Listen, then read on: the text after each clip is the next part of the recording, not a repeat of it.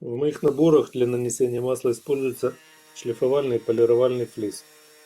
Приходит он в больших форматах, и его необходимо готовить, разрезать.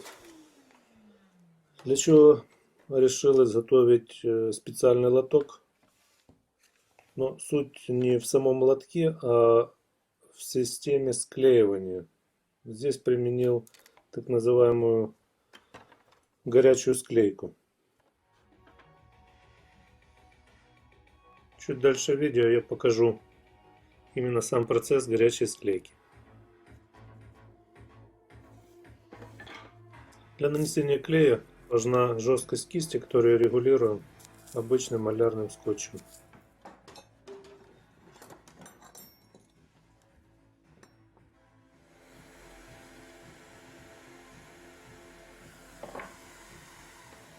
Нагреваем феном поверхность, которую хотим склеить. Температура, в принципе, может быть порядка 200 градусов, может чуть выше. Главное не переусердствовать, чтобы не начала темнеть древесина, если это у вас какая-нибудь видовая деталь. Сразу же, пока заготовка горячая, щедро наносим клей ПВА. Это обычный ПВА, в моем случае D3, иногда наношу D4. Угольник используется как матрица.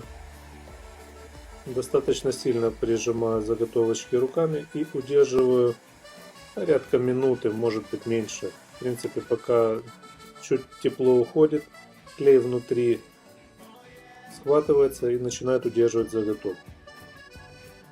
Пока первая часть остывает, можно нагреть следующую пару.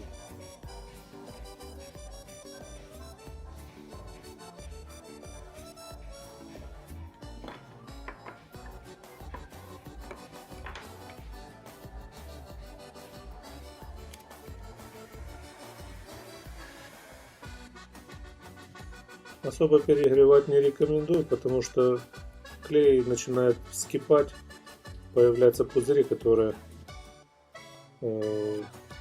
нам мешают при склейке. Особо толстый слой тоже не нужен, клеевой шов становится слишком заметным.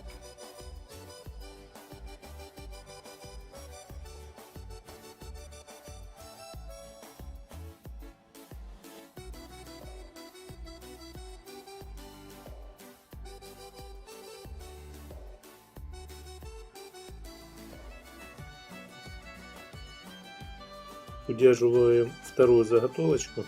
Тем временем первая, наружная часть клея, мы видим, что он еще не застыл. Она достаточно прочно удерживается. В принципе, произвольно она уже не улетит. Выступивший клей можно вначале почистить, можно чуть позже, тут уже по желанию. Но сразу же после склейки можно шлифовать, убирать остатки клея.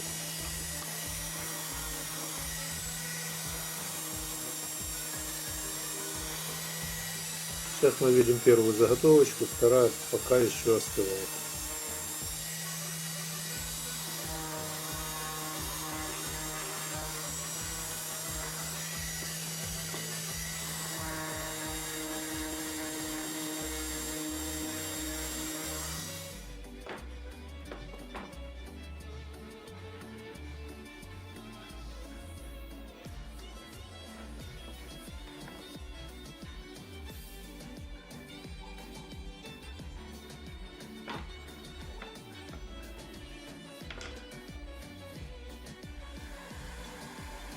Точно так же нагреваем феном. При более высокой температуре краешек может подгорать и древесина становится коричневой, что в принципе некрасиво. В моем случае заготовка технического плана, поэтому цвет шва абсолютно никакой роли не играет. Тем не менее, для видео особо не перегревал.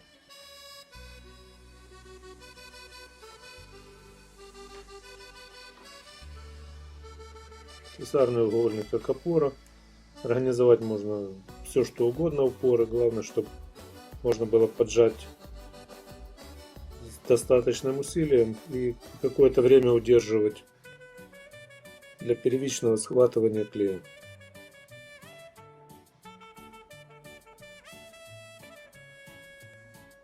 Сам процесс удерживания снимаю, точнее монтирую без ускорения.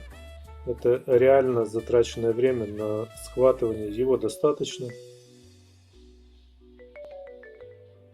В дальнейшем клей досыхает, набирает свою твердость. В принципе, соединение стандартное по надежности, ничем не уступает обычному холодному склеиванию. Выступивший клей также можно удалить по желанию. Можно не удалять. Сразу же заготовка шлифуется.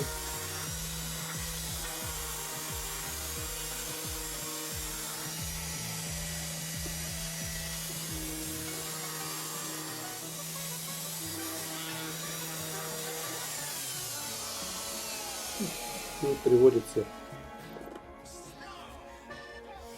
в нормальный вид. Хотя оно и так нормально.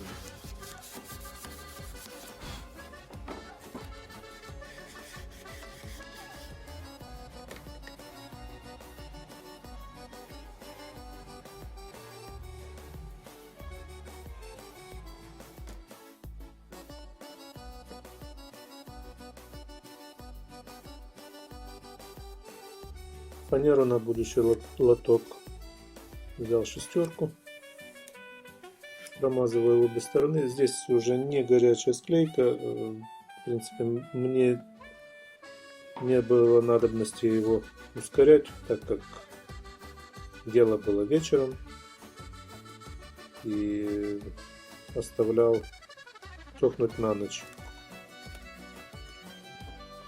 Чтобы заготовочки не сдвинулись относительно друг друга, пристреливаю микрошпилькой. Если в перспективе шпильку нужно извлечь, то пристреливать можно через фрагмент ДВП, который потом удаляется, и затем плоскогубцами извлекается шпилька. Если она там не мешает, в принципе можем оставлять.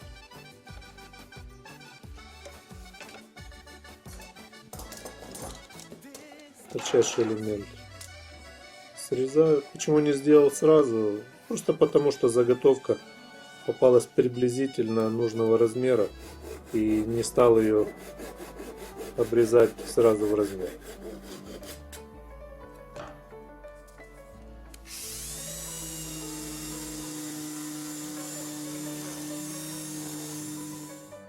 Теперь мне понадобится прорезь в верхней части. Размечаю, где она будет проходить.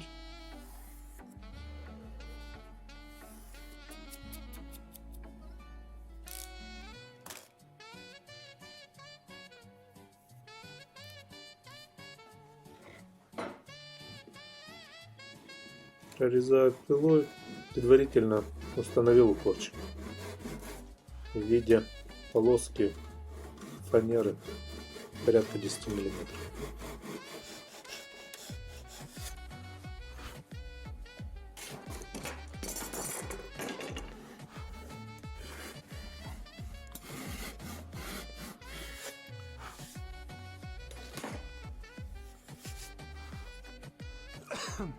Лоточек готов.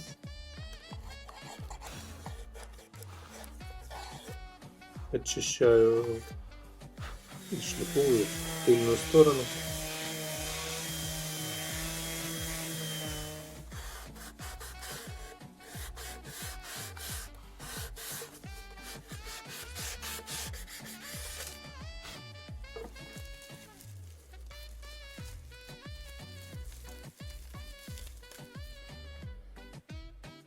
Можно произвести тестовый раскрой.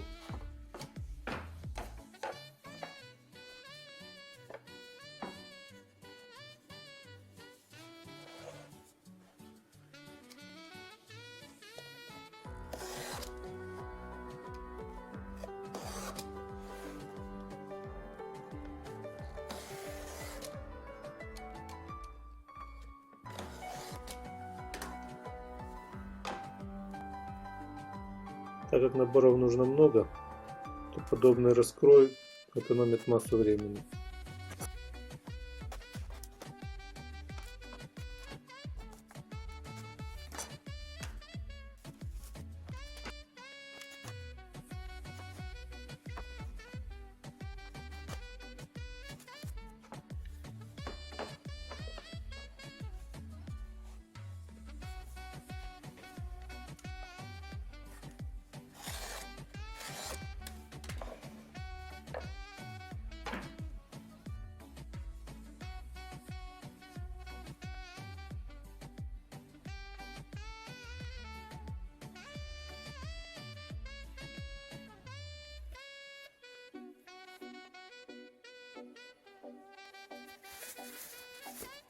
На этом все по горячей склейке.